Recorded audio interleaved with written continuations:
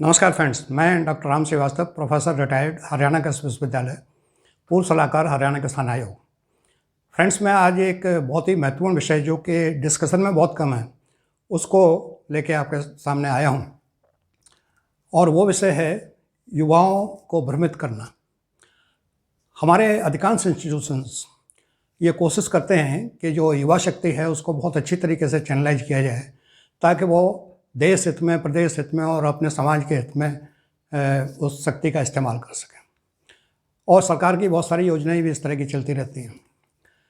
और अभी जो आज़ादी का अमृत महोत्सव चल रहा है, इसमें तो ऐसा कोई क्षेत्र ही नहीं है जिसमें युवा शक्ति को चैनलाइज करने के लिए कोशिश नहीं हो रही है। ICAR ने भी एक लेक्चर सीरीज चलाई है, उसमें बड़े बड़े विद्वानों का लेक्चर हो रहा है। और अभी हाल ही में डॉक्टर RS पड़ोदा, जो कि XDG ICAR और चेयरमैन तास हैं, उनका बहुत ही इन्फॉर्मेटिव लेक्चर हुआ। वो युवाओं को नई राह दिखाने वाला है।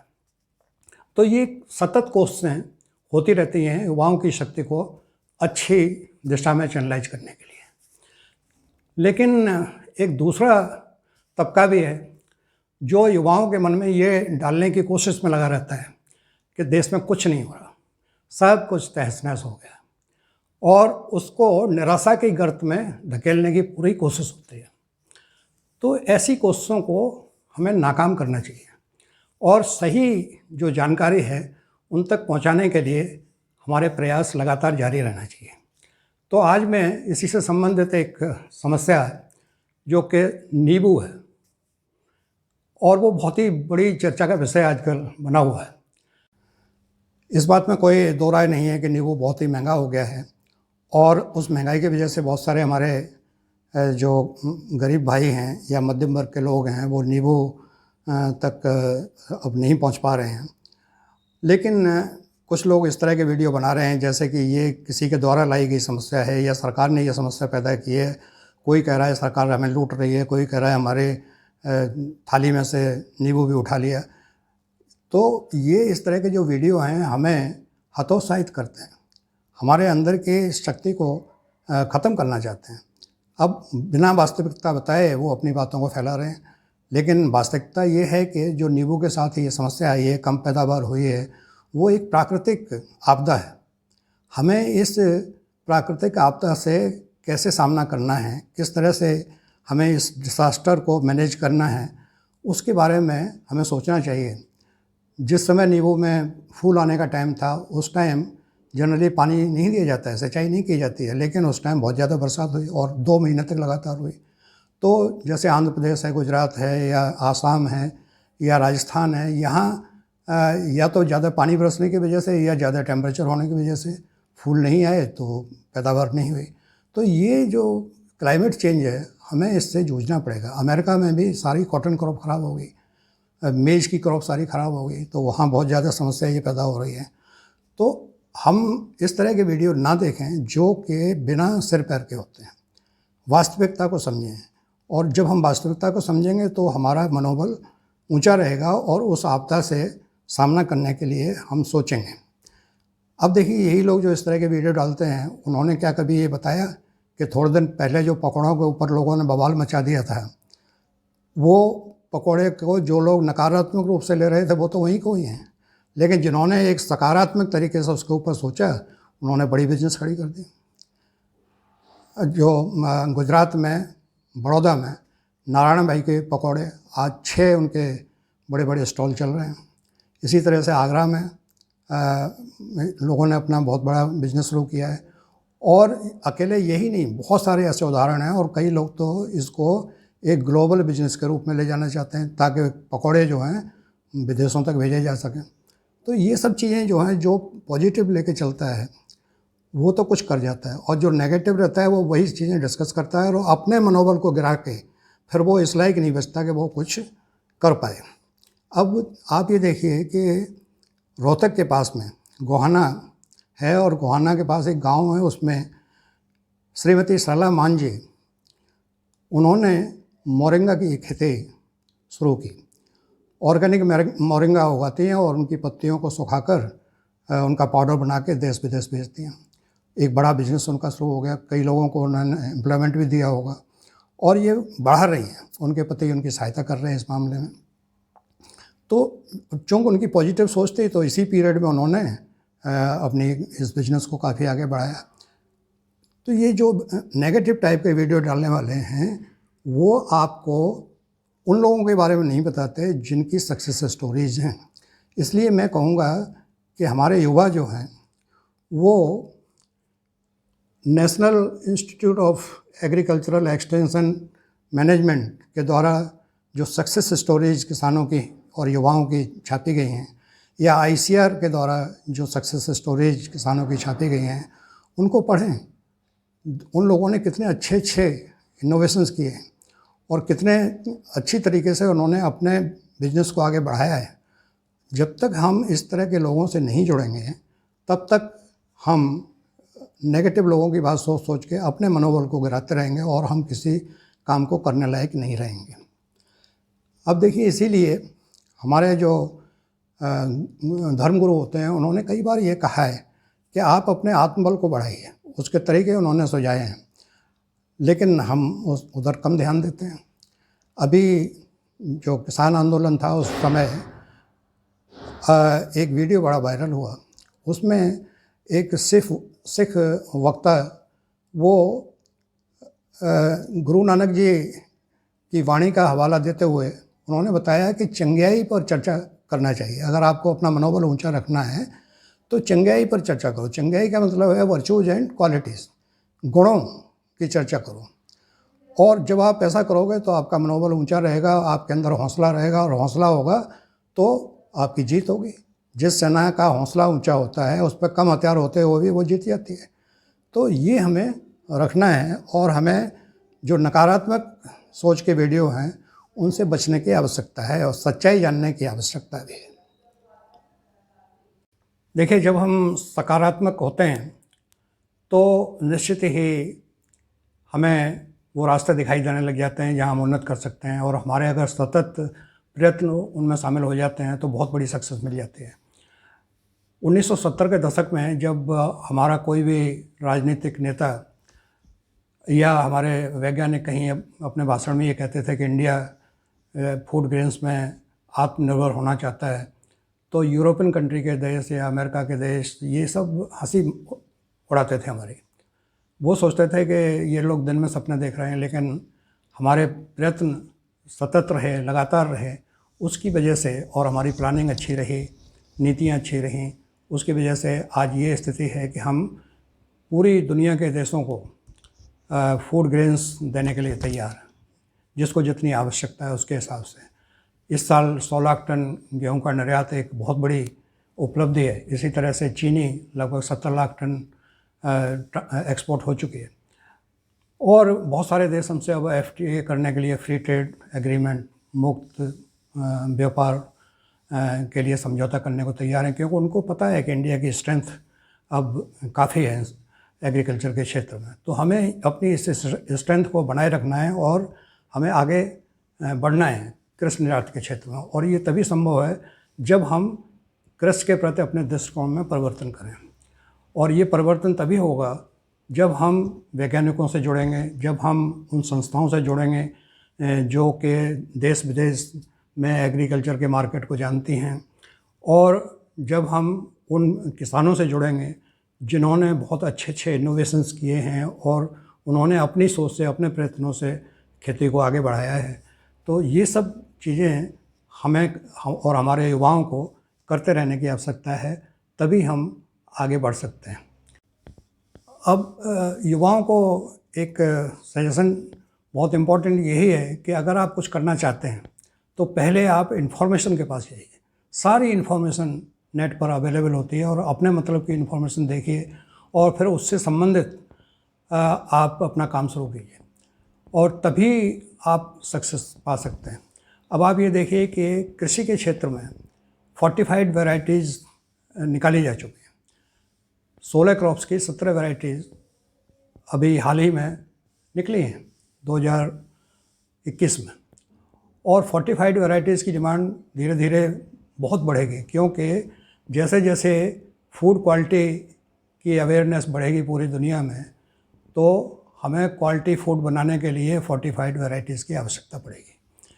तो वो वैरायटी जिनमें जिंक हो, जिनमें आयरन हो, जिनमें प्रोटीन हो या और दूसरे मिनरल्स हों, तो उनकी जब डिमांड बढ़ेगी तो हमें पैदा करना पड़ेगा। तो इंडिया के लिए एक बहुत ही स्वर्णिम अवसर आ रहा है। और साथ ही जो कोर्स ग्रेन्स हैं उनकी डिमांड भी बढ़ने वाली है।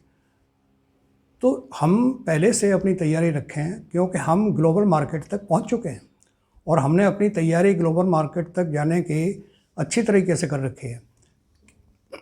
अब देखिए कि जो कोरोना काल था उसमें हमारे आयुर्वेदिक मेडिसिन्स देश की सीमाओं से बाहर तक चली गई, और वो चूँकि प्रिवेंटिव मेडिसिन्स होती हैं तो लोगों को विश्वास हो गया कि वाकई आयुर्वेद में कुछ दम है। तो इसलिए WHO ने, वर्ल्ड हेल्थ ऑर्गेनाइजेशन ने, हमारे गुजरात में एक global centre for traditional medicines establish किया अभी हाल ही में। इसका मतलब है कि अब जो हमारी ट्रेडिशनल नॉलेज है, जो हमारे पूर्वजों ने हमको दी, उसका साइंटिफिक डॉक्यूमेंटेशन होगा और उसको और आगे बढ़ाया जाएगा। और उसके लिए हमारे जो किसान भाई हैं उनको मेडिसिनल प्लांट्स पैदा करने का मौका भी मिलेगा, और दूसरे उससे जुड़ी हुई जो सर्विसेज हैं उनका भी उनको लाभ मिलेगा। तो एक बड़ा बिजनेस इस क्षेत्र में उभरने वाला है, और ऐसा अनुमान किया जा रहा है कि लगभग 15% हर साल ये कारोबार बढ़ेगा। तो इस तरफ हमें ध्यान रखने की आवश्यकता है। जो आपके क्षेत्र में जो चीज़ उगाई जा सकती है हम पहले से देख लें, और उसके जो लिंक्ड इंडस्ट्री है उससे पूछ के आगे बढ़ें। अब इसी तरीके से आप ये देखिए कि जो इंडिया ने तैयारी की है कि हम ग्लोबल मार्केट तक अपना सामान टाइम से पहुंचाएंगे, उसके लिए बहुत बड़ा इन्वेस्टमेंट इंडिया में पिछले 5-6 साल से हो रहा है। और वो देखिए कि उसमें रोड नेटवर्क बहुत ज़बरदस्त तैयार हो रहा है। डेडिकेटेड फ्रेट कॉरिडोर्स रेलवे के वो लगभग तैयार हो चुके हैं। जो हमारे वाटरवेज़ हैं वो मॉडर्नाइज किए जा रहे हैं, हो चुके हैं। बहुत सारे पोर्ट्स जो हैं वो इस समय मॉडर्नाइज हो रहे हैं, और जो हवाई कनेक्टिविटी है उसको भी बहुत ज़्यादा बढ़ा दिया गया है। तो ये जब सुविधाएं हो जाएंगी तो हमारे देश का माल जो है पोर्ट तक पहुंचने में ज़्यादा देर नहीं लगेगी। पहले भी हमारे यहाँ गेहूँ बहुत था, पहले भी हमारे यहाँ दूसरे एग्रीकल्चरल प्रोडक्ट्स थे, लेकिन वो गोदामों तक ही सीमित रह जाते थे, सड़ जाते थे। लेकिन अब ऐसा नहीं होने वाला है, क्योंकि कनेक्टिविटी बहुत अच्छी हो रही है। बहुत कम टाइम में पोर्ट तक हमारा माल पहुंच सकता है। तो हमें अब इसके लिए तैयार रहना चाहिए और अपनी जो प्रोडक्शंस हैं उसी तरह से बढ़ाएं जिसकी डिमांड मार्केट में है, ग्लोबल मार्केट में या हमारे डोमेस्टिक मार्केट में। और अब बहुत अच्छे स्टोरेज भी बन रहे हैं, लॉजिस्टिक हब्स भी बन रहे हैं। तो उनको ध्यान में रखकर हमें अपनी सारी तैयारी करनी चाहिए। और ये जो सुविधाएं हैं उसकी वजह से भी दूसरी दुनिया के लोग अब इंडिया पर ये विश्वास करने लगे हैं कि अगर हम वहाँ से कोई चीज़ खरीदेंगे तो टाइम से हमें मिल जाएगी। और पहले ये था कि इंडिया को ऑर्डर दे दिए जाते थे, लेकिन इंडिया जो है सप्लाई नहीं कर पाता था। लेकिन अब ऐसा नहीं है, क्योंकि अब दुनिया की नज़र में ये आ गया कि इंफ्रास्ट्रक्चर डेवलपमेंट इंडिया में बहुत तेज़ी से हो रहा है।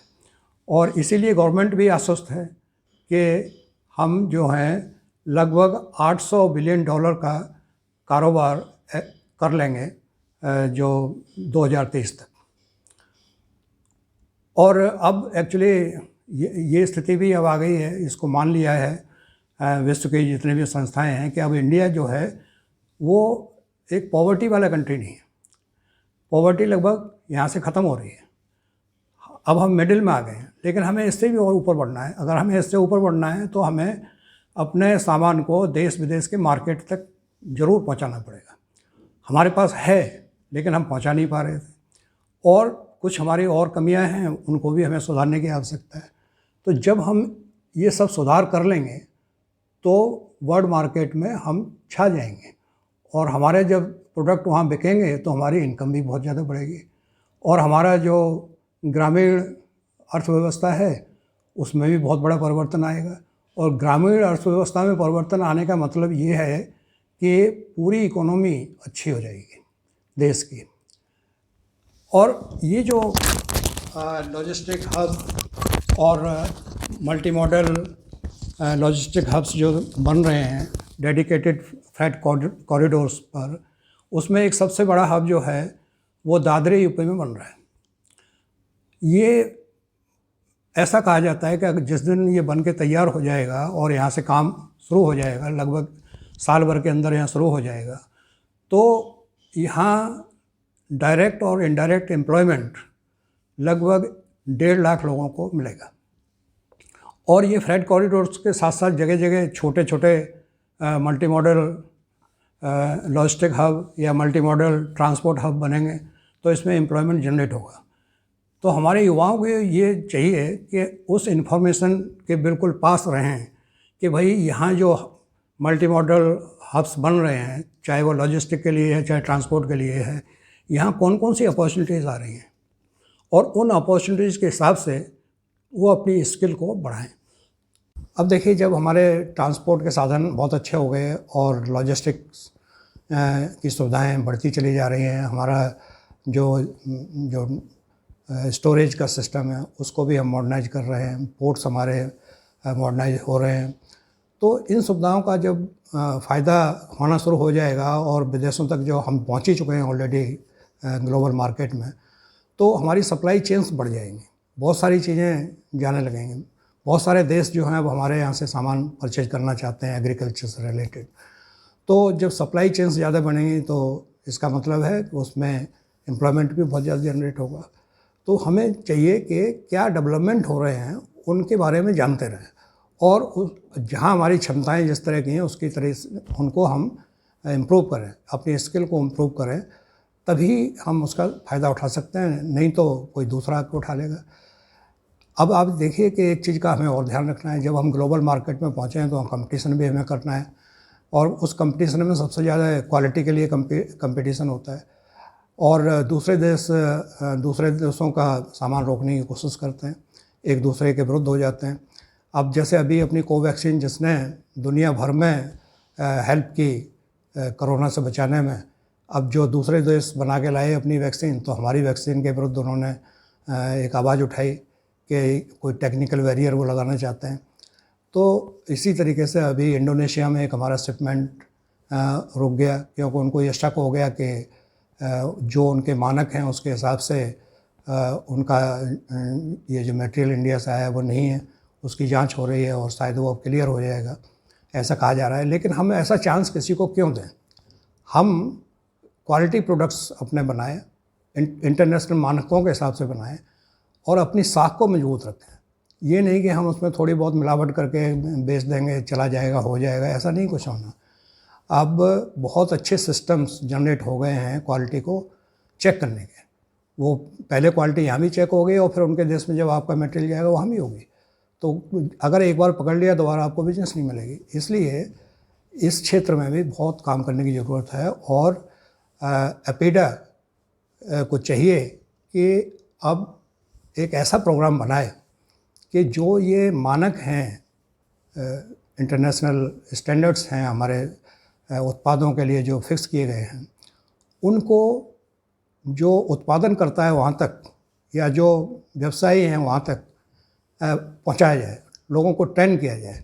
जैसे लैब टू लैंड प्रोग्राम चला था 1970-80 के दशक में, उसका इतना बड़ा फ़ायदा हुआ कि एग्रीकल्चर में बहुत बड़ा रेवोल्यूशन आया। और अब ये दूसरा रेवोल्यूशन क्वालिटी प्रोडक्ट पैदा करने के लिए है और वो तभी पैदा होंगे जब हमारे उत्पादनकर्ता, प्रोसेसिंग करने वाले और हमारे व्यवसायी उसके बारे में अच्छी जानकारी रखेंगे और तभी हमें ये जो अपॉर्चुनिटी मिली है इंटरनेशनल मार्केट में अपना सामान बेचने की, उसका फ़ायदा होगा और लंबे समय तक हम इस मार्केट में टिक पाएंगे। इन सब बातों को बताने के पीछे मुख्य तात्पर्य यही था कि हम हौसला बुलंद रखें। देश में बहुत कुछ हो रहा है, उसके बारे में जानें। हमारे इंस्टीट्यूशंस ने बहुत अच्छे काम किए हैं, वैज्ञानिकों ने बहुत अच्छे काम किए हैं। उनको जानें। हमारे जो किसान भाई हैं, जो लगभग 86% ऐसे किसान हैं जिनको हम छोटा किसान या मझोले किसान कहते हैं, उन्होंने इतने अच्छे अच्छे इनोवेशंस किए हैं कि उनकी सक्सेस स्टोरीज लिखी जा चुकी हैं। जो सक्सेस स्टोरीज पड़ी हुई हैं इंटरनेट के ऊपर, उनमें 75% से ज़्यादा वो किसान हैं जो छोटे किसान हैं या मझोले किसान हैं। इन सबको अगर हम किसी तरीके से एक प्लेटफार्म पर ले आएँ तो ये बहुत बड़ी स्ट्रेंथ हो सकती है एग्रीकल्चर की। और इसीलिए ये कवायद चल रही है कि किसानों के फार्मर्स प्रोड्यूसर्स ग्रुप्स बनाए जाएं, कंपनियां बनाई जाएं, ऑर्गेनाइजेशंस बनाए जाएं और उनको प्राइवेट सेक्टर के साथ जोड़ा जाए या किसी सरकारी संस्था के साथ उसको जोड़ा जाए, ताकि उनका जो काम है उसको और रिफाइन किया जाए। तब उनको अपने डोमेस्टिक मार्केट में और इंटरनेशनल मार्केट में पकड़ बनाने में आसानी होगी। और निश्चित ही उनके अंदर जब इतनी अच्छी स्ट्रेंथ है कि वो इनोवेट कर सकते हैं, तो वो बहुत कुछ कर सकते हैं। और इसीलिए हमारे ये प्रयास होना चाहिए कि उन किसानों तक उन रिपोर्ट्स को पहुंचाएं जो हमारे वैज्ञानिकों ने नेट पर डाली हुई हैं, इंस्टीट्यूशंस ने डाली हुई हैं, और या लोगों के जो एक्सपीरियंसेस शेयर किए गए हैं वो युवाओं तक जो खेती से जुड़े हुए हैं उन तक भी पहुंचाएं और किसान भाइयों तक भी पहुंचाएं। तभी हमारे देश की कृषि का सशक्तिकरण होगा। धन्यवाद।